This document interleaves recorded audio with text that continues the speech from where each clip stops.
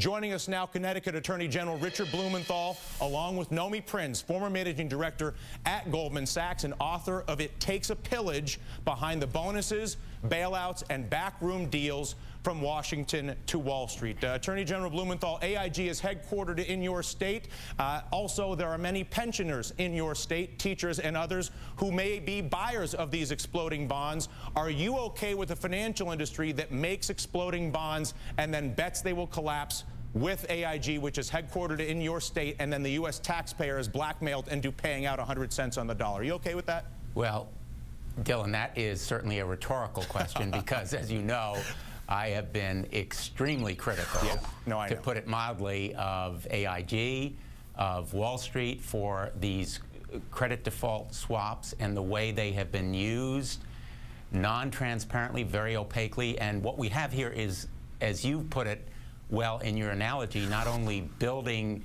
a car or, use another analogy, a house that's doomed to fail and then profiting by betting against it, but also enabling Paulson, according to these allegations, to select the bonds that he wanted to bet against and then failing to tell the abacus investors, the ones who invested in these bonds, that they were giving him that kind of inside deal, in effect. So on behalf of the pensioners, the pension bonds, and I'm sure other states will be interested as well, we're reviewing what we can do and what we should do, as well as what we can do independently to investigate, because the good news here is that the SEC is finally beginning a thorough, searching, penetrating investigation, long overdue, but finally to hold Wall Street accountable for these deals. Are you launching an investigation of your own in Connecticut? We are reviewing what we can do and considering an investigation. We're not about to announce it at this point, but certainly if our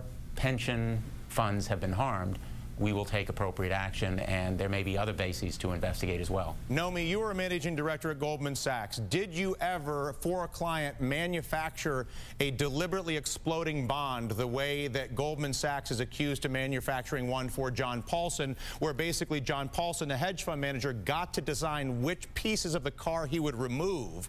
Goldman Sachs, as the car dealer, went out and sold it, and then Paulson and Goldman together bet against the future of this automobile. Were you involved in this sort of thing?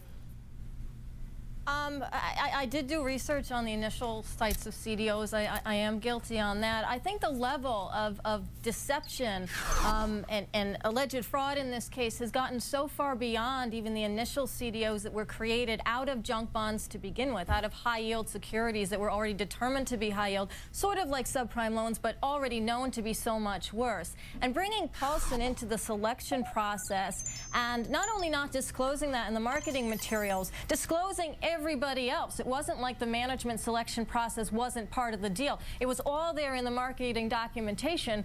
He just wasn't in the marketing documentation. And that was a huge, huge omission. And it's not just in that deal. I am sure, you know, as you mentioned before, that there is an investigation which has taken 3 years, but as there's further investigation into the largest CDOs with the largest equity participants and the largest hedge fund buyers and the largest pension buyers and everything else, that we're going to see a whole slew of all the frauds that come into play, because deception is what makes these things work. The whole idea of selling a bunch of junk that is comprised out of a bunch of junk by its very nature is deceptive. And Goldman, or any company, whether it's JP Morgan, who was involved in CDOs, or Merrill Lynch before it became part of Bank of America, all of those companies who are involved in the creation of these CDOs play all sides, as former Governor Spitzer mentioned in the comment that you ran.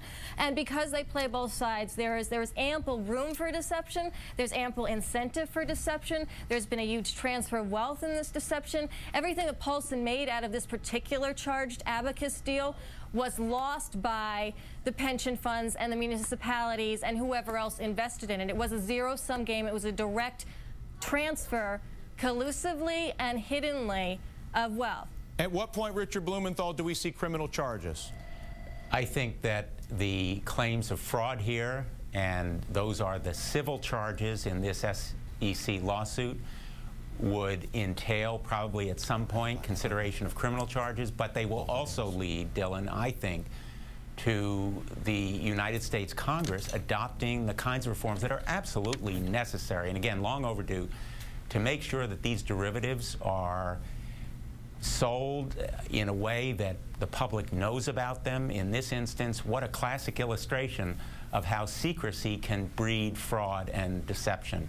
And so I think it's worse than that. I'm sorry to interrupt you, but if you look at what they were doing, or what they stand accused of, manufacturing a deliberately exploding bond or car on purpose. John Paulson in the room saying, hey guys, let's design a really fancy red Ferrari, a really high-yield AAA bond, and let's sell it to the teachers' pension fund because they're underwater in their state, so they'll buy anything with a yield.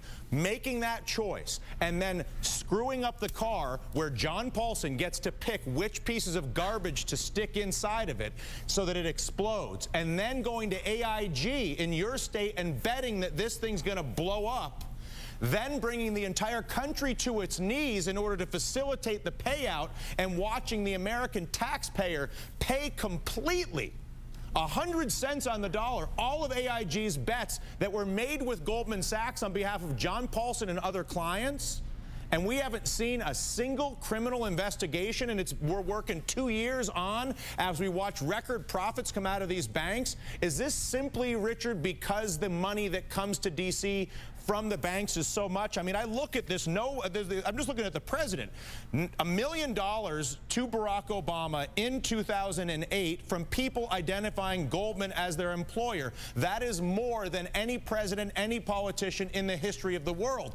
$344 million going in lobbying this year. These people have a scam where they sell cars that explode, bet they're going to explode, get paid off by the taxpayer, and then take the payoff and send it to politicians to make sure they are able to continue to do this. Yeah, I believe it's why 4 out of 5 people aren't Republican and 2 out of 3 people aren't Democrat, because no one is dealing with this, Mr. Blumenthal. How bad does this have to get until we can address the reality of the scam that is being run against the American pensioner, homeowner, and average taxpayer by bankers and politicians?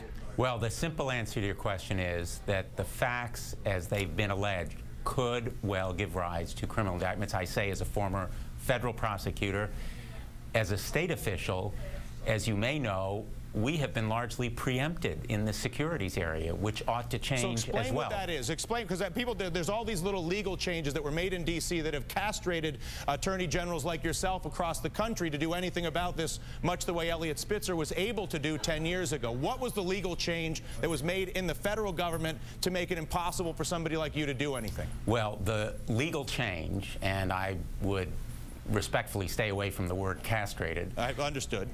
Would be to deprive us of authority and give it solely to federal agencies like the SEC, on the theory that the federal law should be only enforced by those federal agencies, not by states, to create uniformity and a national approach.